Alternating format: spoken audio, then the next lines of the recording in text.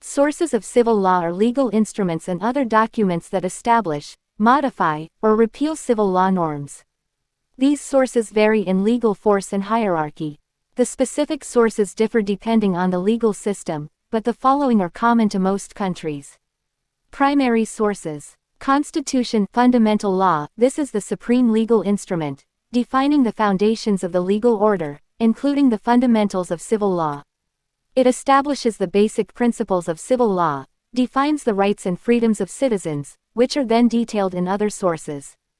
Laws, codes, federal laws. This is the most important source of civil law. Laws regulate a wide range of civil relationships. Examples include the Civil Code, Family Code, Land Code, etc. Laws have greater legal force than subordinate legislation. Subordinate legislation, enacted in accordance with laws. These acts detail and specify the norms established by laws. These include presidential decrees. In some countries, the president has the power to issue decrees regulating certain aspects of civil law.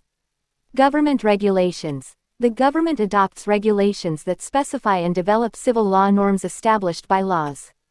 Orders and instructions of ministries and agencies. These acts regulate matters within the competence of the relevant ministries and agencies in the field of civil law. Secondary sources with less legal force, but playing an important role.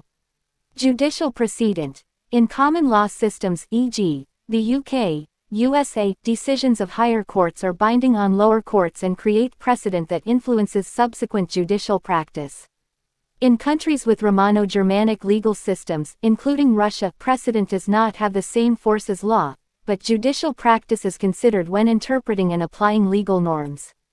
Doctrine, scholarly works. The opinions of authoritative jurists, expressed in scholarly works, textbooks, and commentaries on legislation, influence the interpretation and application of civil law norms, especially in disputed or complex cases.